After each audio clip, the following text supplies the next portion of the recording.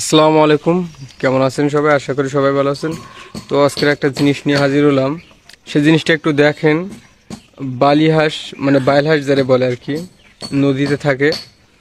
একেবারে হচ্ছে হাঁসের মতো দেখতে, হাঁসের মতোই নদীতে ডুব মারে মারে মারে হচ্ছে মাছ তুলে আনে, বড় বড় মাছ।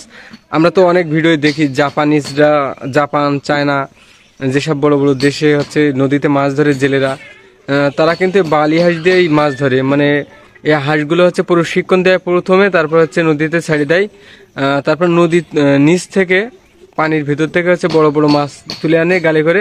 তারপর হচ্ছে ছুনি দিয়ে তার যে মালিক থাকে, প্রশিক্ষণদাতা, সে কিন্তু মাছটা তুলে নেয়। এ কিন্তু সেই হাঁস, বালি হাঁস। এর কিন্তু যদি প্রশিক্ষণ দেওয়া যায়, তাহলে কিন্তু এই হাঁসগুলো কিন্তু ওইরকম কোয়ালিটির, ওইরকমই মাছ ধরতে পারবে, যেমনটা আমরা চায়না, জাপানিজ ভিডিও দেখে থাকি। সেম সেরকমই কিন্তু এরাও ধরতে পারবে বড় বড় মাছ, যদি এদেরকে প্রশিক্ষণ দেওয়া হয়। কিন্তু এদেরকে যদি প্রশিক্ষণ না দেওয়া হয়, তাহলে কিন্তু পারবে না।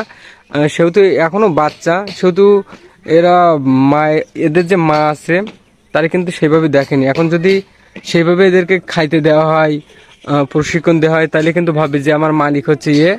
তো মালিক যা করবে এরা কিন্তু তাই শিখবে, তাই করবে। বিশেষ করে এদেরকে ভালো কিছু পোষ মানাতে হবে।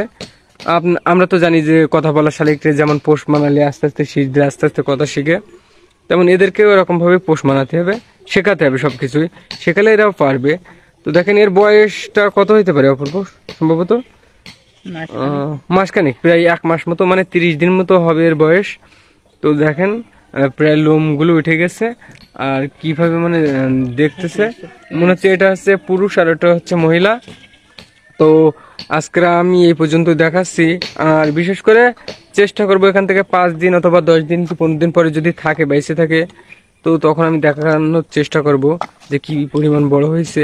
তো এরা কিন্তু বিশেষ করে বেশিরভাগই খায় মাছ। তো দেখেন, এতে মাছ আছে, পুঁটি মাছ, তারপর হচ্ছে বিভিন্ন ধরনের চুসরো মাছ, খলসি মাছ, এরকম ধরনের মাছ কিন্তু খায়, বেঁচে থাকে, পানি খায়। তো এইসব বাদে কিন্তু মাছ বাদে কিন্তু অন্য কিছু খায় না। তো সেহেতু যদি কেউ পুষতে থাকেন অথবা পালতে থাকেন, তাহলে কিন্তু এই মাছগুলো খাইতে দেবেন, তাইলে বেঁচে থাকবে, নাহলে বাঁচবে না। আর এর যে গায়ের যে লোম দেখেন, অত্যন্ত নরম, অত্যন্ত নরম, একেবারে তুলার মতো, একেবারে তুলার মতো। দেখেন কি কিউট। তো এ যখন বড় হবে তখন হচ্ছে হাঁসের গায়ের মতো হবে। কিন্তু এর যে মাথা দেখেন, টাক মতো, মানে এক কথায় মাথায় চুল নাই।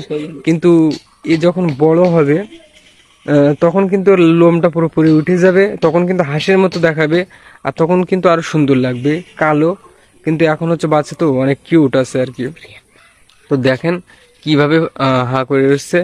তো চেষ্টা করতে হবে সঠিকভাবে প্রশিক্ষণ দেওয়া, তাইলে ও বড় হয়ে ঠিক আপনি যেটাই বলবেন, যদি আপনি নদীতে নিয়ে ছাড়িয়ে দেন, তাহলে কিন্তু তল থেকে মাছ তুলে আনবে।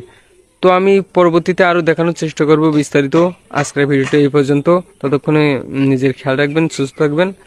আল্লাহ হাফিজ।